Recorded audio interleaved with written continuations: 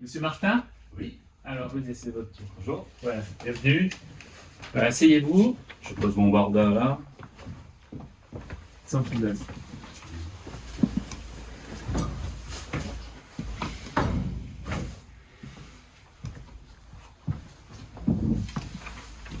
Alors, bonjour Monsieur Martin. Bonjour.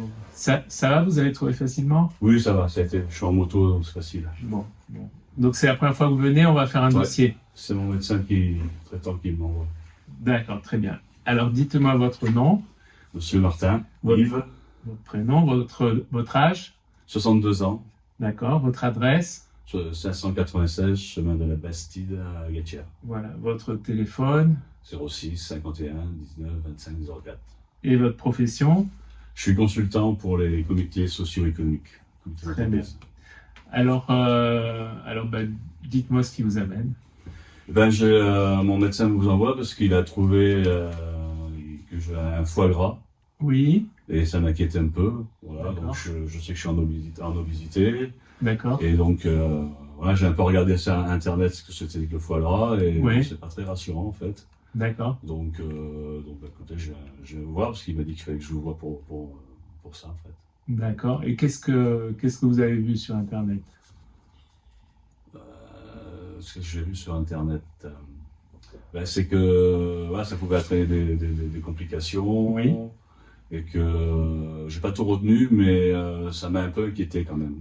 Donc cette histoire de foie gras, parce que j'ai déjà du cholestérol, donc rajouter à ça, plus que je suis un peu en surpoids, mais et j'ai du mal à maigrir. D'accord. Donc voilà, les trois cumulés, ça me rassure pas, je dirais. D'accord. Donc Et je voudrais pas que voilà, à long terme, si ça a des conséquences vers le parle de cancer, de choses comme ça sur Internet. Donc je voudrais pas. Si on peut l'éviter avant, c'est bien. très bien.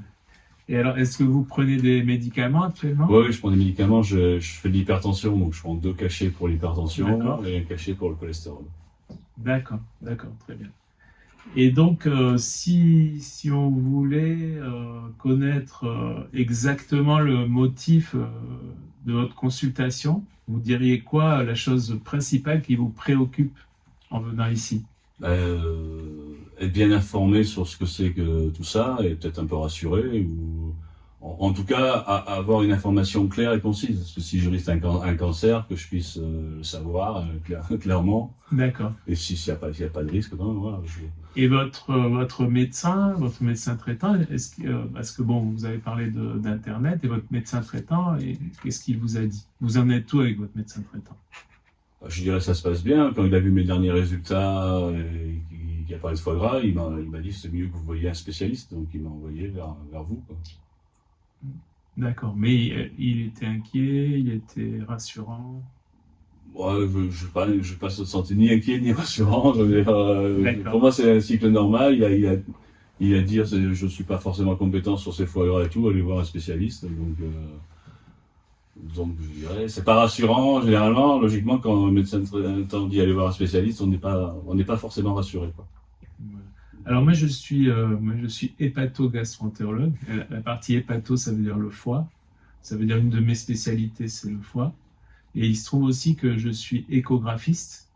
Et donc j'aurais pu faire l'échographie qui a montré que vous aviez un foie gras. Mm. Parce qu'effectivement, je pense que c'est sur une échographie qu'on vous Oui, a c'est trouvé ça, le oui. foie. D'accord. Alors, donc moi je vais vous donner, donc vous avez eu votre médecin, vous avez eu Internet, puis je vais vous donner ma position, qui est la position de spécialiste, qui est pas forcément la même, ça va peut-être pas correspondre exactement à ce que vous avez lu sur Internet ou ce que vous a dit votre médecin. Voilà. Alors,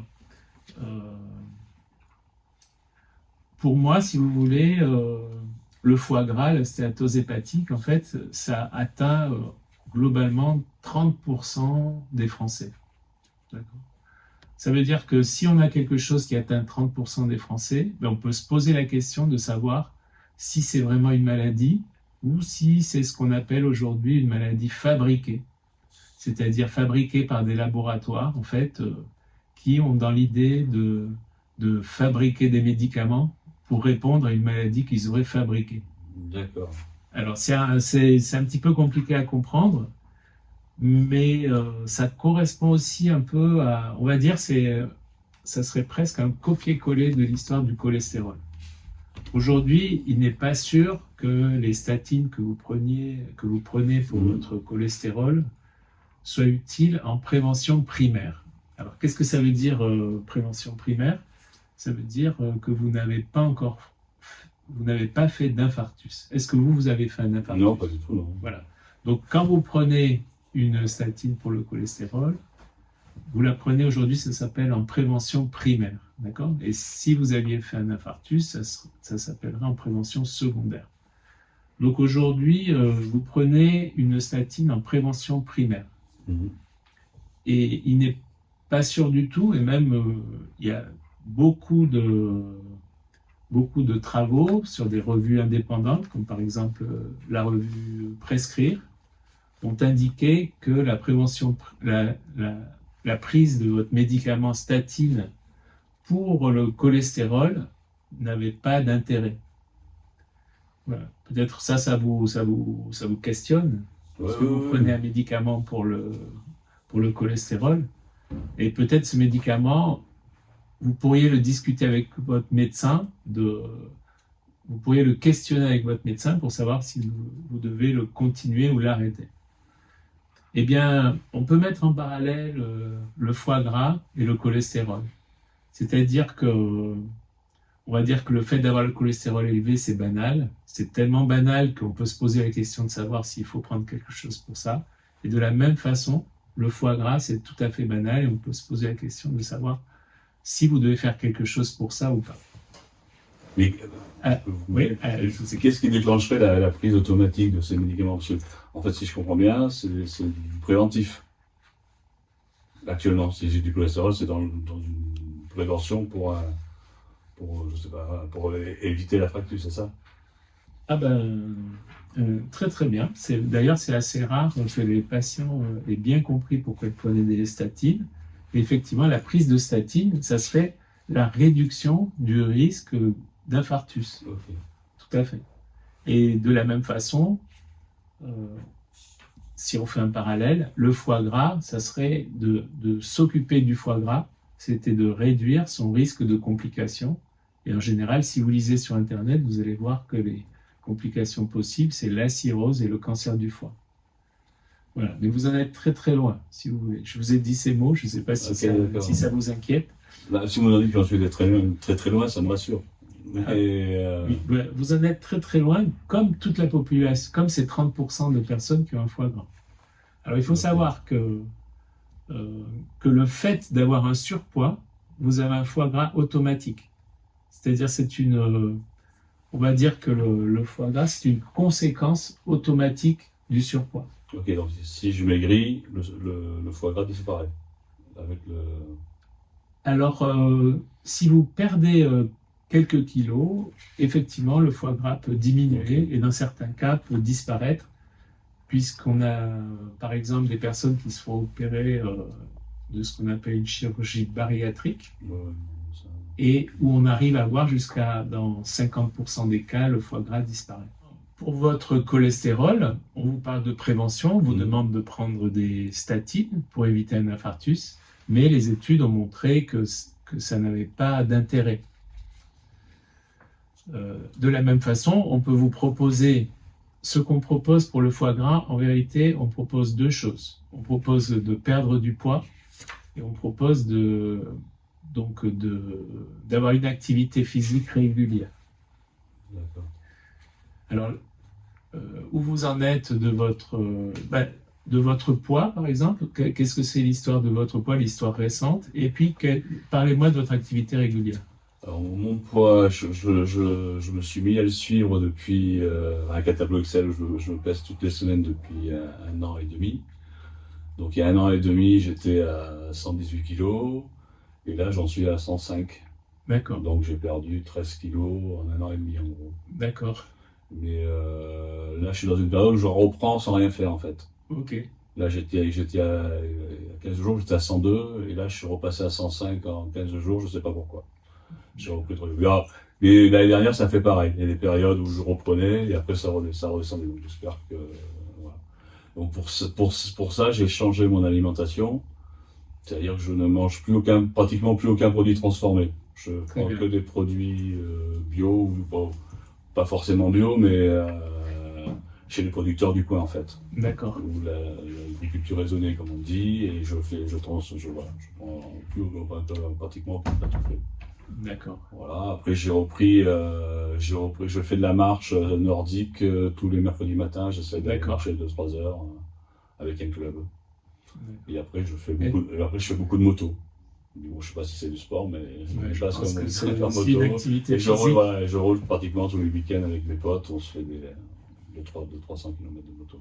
D'accord. Et au niveau sucre et graisse? Je suis plutôt quelqu'un qui mange salé, donc je déjeune plus le matin parce que j'avais pas forcément faim et que le matin je prends un jus d'orange ou un thé que liquide en fait, très peu de.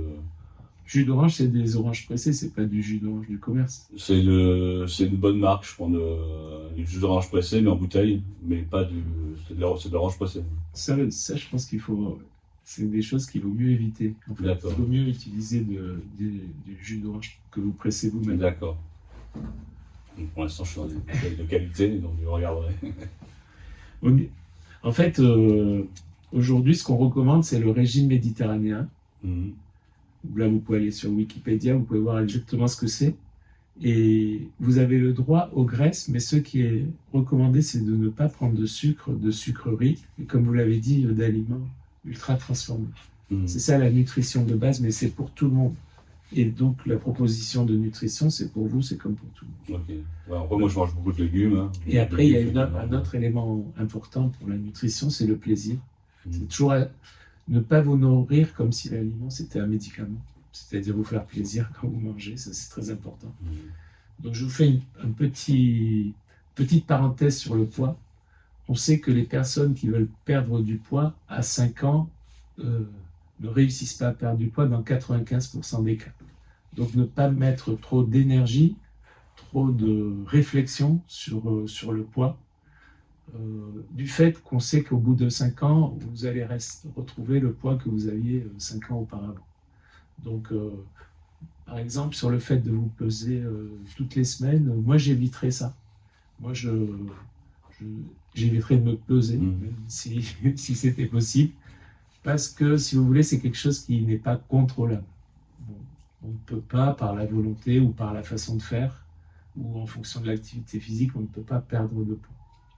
C'est une notion importante, c'est de ne pas trop y penser et de ne pas se mettre en situation d'échec.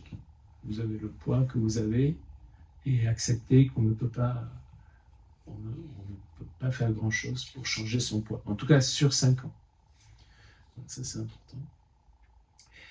Et alors, je reviens sur le foie gras. Aujourd'hui, on a une façon de savoir s'il y a un risque pour ce foie gras d'évoluer. C'est un examen qui s'appelle le fibroscan. Ça s'appelle aussi élastométrie. Et donc, c'est un examen qui dure 15 minutes, qui fait pas mal, qui n'est pas dangereux, et que vous pouvez faire à l'hôpital. Et on va savoir tout de suite si votre foie est pratiquement normal, ce qui est, on va dire, c'est le cas dans 95% des cas. Enfin, je vais vous faire faire cet examen et je vais pouvoir vous rassurer grâce à ça dans la majorité des cas. Si c'est normal, on peut le refaire dans 3 ans pour voir un peu où vous en êtes et pour continuer de vous rassurer, ce qui est le cas le plus souvent. Si on retrouvait un chemin vers la cirrhose, par exemple, ce qui est exceptionnel, aujourd'hui, vous pouvez entrer dans des protocoles de médicaments pour ça, mais ça reste quand même expérimental. On n'a rien à vous proposer de plus que ce que vous faites, c'est-à-dire bien manger, avoir une activité physique. De la même façon, c'est ça que je voulais rajouter tout à l'heure, l'activité physique que vous faites, la seule chose qui est importante, c'est que ça vous fasse plaisir. C'est-à-dire aussi bien votre façon de manger ou l'activité physique, ce qui compte, c'est le plaisir. Vous ne devez pas bouger comme médicament et manger comme médicament. Hein, D'accord. c'est ça la notion importante. Parce que si vous êtes sans arrêt à penser à votre comportement, ben, vous pouvez pas vivre comme ça. D'accord. Voilà. Il y a quand même un examen qui permet de contrôler quand même. Ça me rassure quand même. Exactement, exactement. Donc De là, faire un point tous les 3 ans. voilà, je vais vous faire l'ordonnance. Donc, Monsieur Martin, voilà, fibroscan. Donc, je vous mets l'hôpital et le numéro pour le rendez-vous. Super. Voilà. Est-ce que... Non, mais ça va. Oui, ça va, ça me rassure. Vous allez faire cet examen et puis vous revenez me voir après l'examen et je pense que je finirai de vous rassurer. Voilà. Ben, j'espère que l'examen ne va rien découvrir pas de grave dedans. Dans cet examen, en plus, on sait exactement l'état du foie en fait. Alors, j'ai une autre idée aussi, c'est que, ou alors je ferai ça la prochaine fois. Donc, quand vous reviendrez avec les résultats, j'écrirai à votre médecin traitant et je lui parlerai aussi des statines en prévention primaire. Tout à fait. Voilà. Ok. Ben, merci, docteur. Merci, Monsieur Martin, et à bientôt. À bientôt.